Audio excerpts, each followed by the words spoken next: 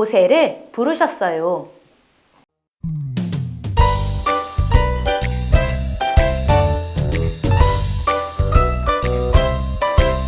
나를 사랑하시는 주님, 주님은 나의 기쁨이 됩니다.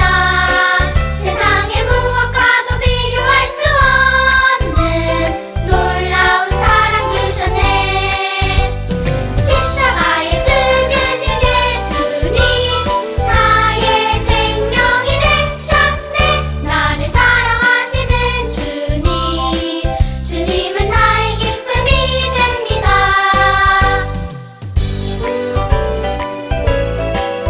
나를 사랑하시는 주님, 주님은 나의 기쁨이 됩니다.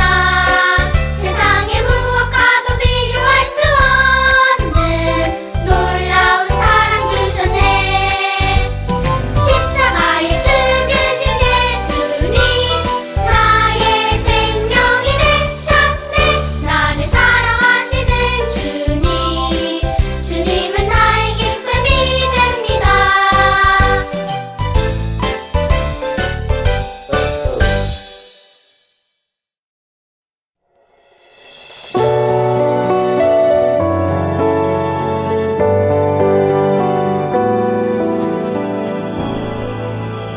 저 하늘에 햇님 반짝, 저기 하얀 구름 둥실, 모든 걸 만드신 하나님께 작은 두 손 고이 모아 예쁜 두 눈 살짝 감고 기도를 드려요. 아멘. 하나님은 널 아주 많이 사랑하셨고 멋진 사람으로 키워주실 거야. 하나님은 널 아주 귀하게 생각했고 행복한 사람으로 키워주실 거야.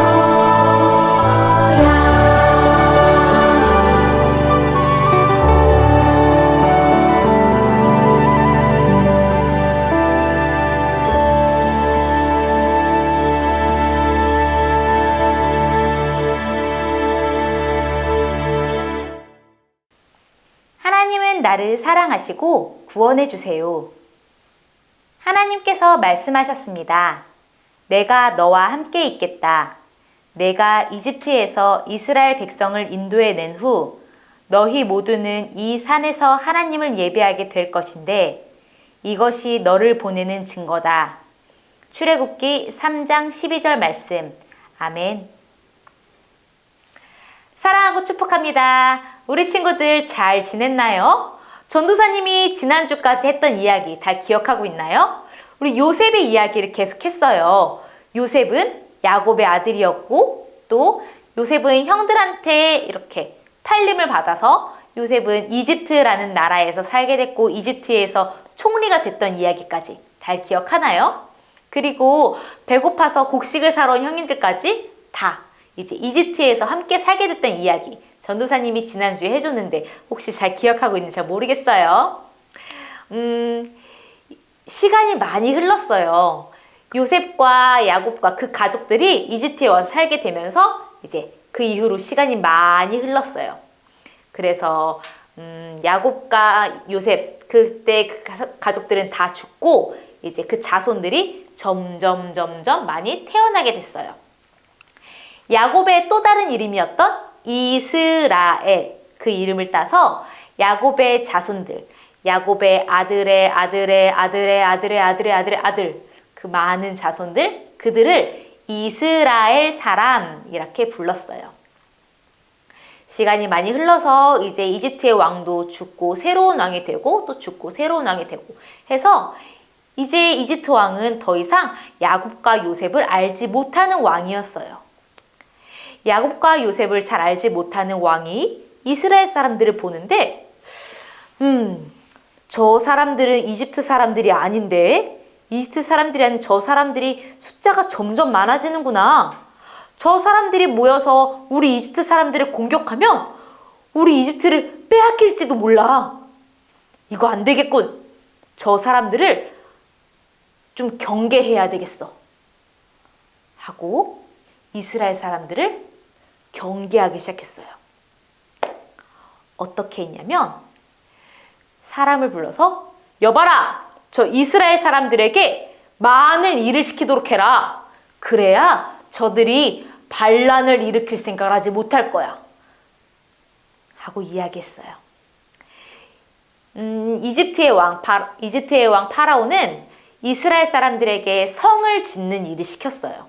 성을 짓기 위해서 흙들을 모으고 또 그 흙을 뜨거운 불에다가 구워서 벽돌로 만들고 그렇게 해서 그 벽돌을 쌓아서 성을 짓도록 시키고 또 곡식을 심고 거두는 모든 밭일도 다 이스라엘 사람들한테 시키도록 했어요. 이 일은 너무너무 힘들었어요. 이렇게 힘들고 과도한 일 속에서도 이스라엘 사람들은 점점 숫자가 늘어갔어요.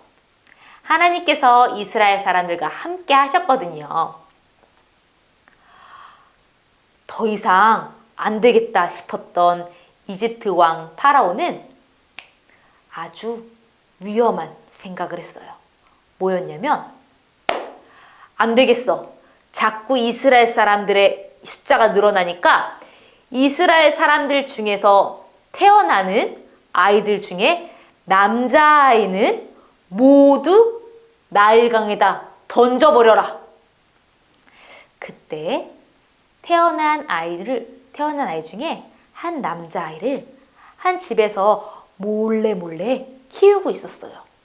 이 아이를 강에다가 던져야 한다니 말도 안 되는 일이었거든요. 너무 잘생기고 잘생긴 아이여서 이 아이를 몰래 키우고 있었어요. 그런데 한 달, 두 달이 지나니까 아이의 목소리가 점점 더 커지고 아이가 점점 자라서 더 이상은 몰래 키울 수 없게 됐어요. 아이의 엄마는 눈물을 머금고 갈대로 상자를 만들어서 물이 새지 않게 한 다음에 그 상자 안에 아이를 넣고 아이를 나일 강가 물에 띄워서 보냈어요. 이렇게 물을 따라간 아이는 어떻게 됐을까? 하나님께서 도우심으로 나일강에 나왔던 이집트 공주가 저 바구니에 담겨있는 아이를 보고 그 아이를 아들로 키우기로 결심했어요. 그리고 아이에게 모세라는 이름을 지어주었답니다. 모세는 이스라엘 사람이었어요. 하지만 이집트의 공주에게 아들로 키워지게 돼서 이집트의 왕자로 자라게 됐어요. 시간이 흘러 장성해진 모세는 작은 사건으로 이집트 사람 하나를 죽이게 됐어요. 그래서 그 사고로 자신이 미움받을 게 두려워서 이집트를 도망쳐 나왔어요. 열심히 도망쳐서 이집트를 떠나 미디안이라는 지역으로 도망가게 되었어요. 미디안이란 지역에 간 모세는 그곳에서 미디안의 제사장이었던 이드로의 딸과 결혼도 하고 또 이드로의 양떼를 키우는 목자로 자라게 됐어요. 모세가 이집트를 떠나 미디안으로 도망간 지 또 시간이 많이 흘렀어요. 그리고 오늘 전사님이 우리 친구들한테 보여줄 영상이 있어요. 영상을 보니까 모세에게 아주 놀라운 일이 일어났대요. 어떤 일인지 같이 영상으로 확인해 볼게요. 한편 이집트에서는 파라오가 죽고 새로운 파라오가 나라를 다스리게 됐지만 이스라엘 사람들의 상황은 나아지기는커녕 더 고달픈 삶이 계속됐어요. 여전히 이집트 사람들의 괴롭힘을 당했고 끼니도 제대로 챙겨 먹지 못한 채 어마어마한 양의 일들을 해야만 했죠. 하나님, 더 이상은 저희가 버틸 수가 없습니다. 죽어가는 사람이 너무도 많습니다. 저희 이스라엘 민족을 도와주소서. 모세는 이제 완전히 다른 사람이 되어 있었어요. 이집트 왕족들의 옷 대신 허름한 외투를 입었고 손에는 목자들이 쓰는 지팡이를 쥐었죠. 피부는 검게 그을렸고 머리도 희끗희끗해졌어요. 하루는 모세가 양들에게 먹일 풀을 찾아 호렙산을 오르는데 그곳에서 신기한 장면을 봤어요. 이집트 주변 지역에서 흔하게 볼 수 있는 나무 중에 떨기나무라는 게 있었는데 떨기나무 한 그루에 불이 붙어서는 활활 타고 있는 게 아니겠어요? 아니, 어쩌다 저기에 불이 붙은 걸까? 뭐 조금 있으면 나무가 재로 변해서 불도 꺼지겠지. 하지만 아무리 시간이 지나도 나무는 타버리지 않고 계속해서 불이 활활 타오르는 거예요. 세상에 별일이 다 있구만. 대체 어떻게 된 거지? 모세가 호기심에 떨기나무 곁으로 다가갔는데 갑자기 불꽃 가운데서 목소리가 들렸어요. 모세야, 모세야. 저요? 아니, 대체 누구십니까? 나는 이스라엘 백성의 하나님이다. 모세야, 나는 내 백성들이 이집트 땅에서 고통받는 것을 다 알고 있단다. 그들이 밤마다 울부짖는 소리, 신음하는 소리를 다 들었단다. 내가 이제 이스라엘 백성들을 구해내고 그들을 아주 좋은 땅으로 데려갈 것이다. 모세, 바로 너를 통해서 말이다. 모세는 꿈을 꾸는 것만 같았어요. 자신이 하나님의 목소리를 듣게 되다니. 이스라엘 사람들을 구해주신다는 말에 좋았지만 자신이 어떤 역할을 할 수 있을지 상상조차 할 수 없었죠. 하나님, 제가 누구라고 파라오로부터 백성들을 구해낸단 말입니까? 저는 보잘것없는 양치기 목자인걸요. 에휴, 안 됩니다. 제가 하나님의 음성을 들었다고 해도 사람들은 제 말을 안 믿을 겁니다. 아직도 절 사람을 죽인 죄인으로 기억하는 사람들도 있을 거라고요. 그러자 떨기나무에서 하나님의 음성이 다시 들려왔어요. 모세야, 그들이 너를 믿을 것이니 걱정하지 말거라. 그들에게 젖과 꿀이 흐르는 비옥한 땅으로 이동할 것이라고 말해주거라. 그리고 너는 이집트 파라오에게로 가서 내 백성들을 보내달라 말하거라.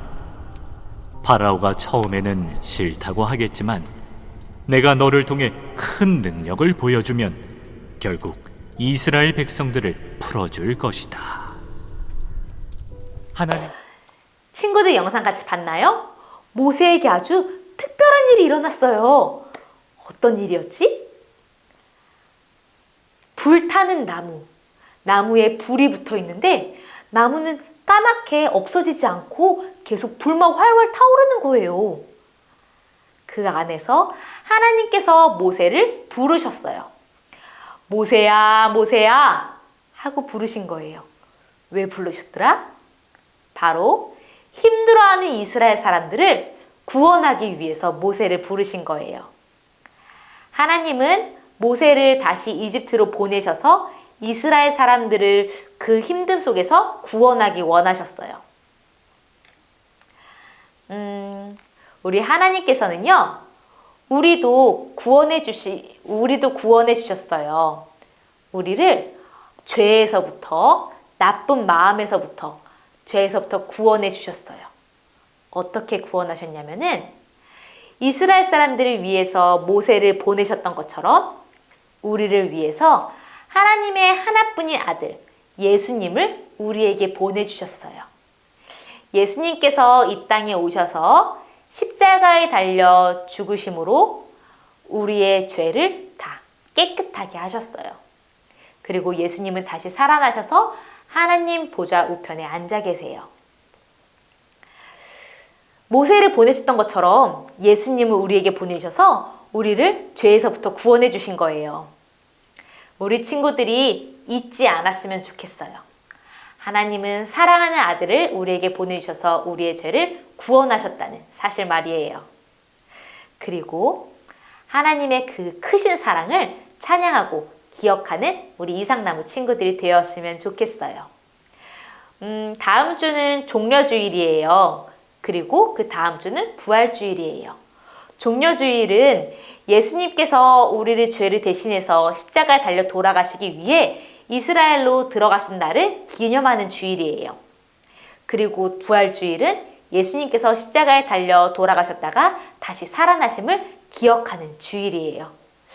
우리 친구들이 예수님이 우리의 죄 때문에 십자가에 달려 돌아가셨다는 사실을 잊지 않고 또 하나님이 우리를 구원하시기 위해서 예수님을 보내셨다는 하나님의 그 크신 사랑을 잊지 않고 기억하는 우리 이상나무 친구들이 되었으면 좋겠어요. 우리 같이 멋진 모습을 기도할까요? 기도하는 손, 눈 감고 기도하겠습니다. 하나님, 모세를 부르신 하나님을 배웠어요. 모세를 통해 이스라엘 백성을 구원하신 것처럼 우리를 죄에서 구원하시기 위해 예수님을 보내주셔서 감사드려요. 하나님의 사랑을 기억하며 찬양하게 해주세요.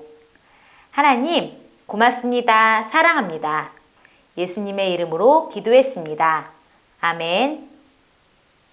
I just need a little bit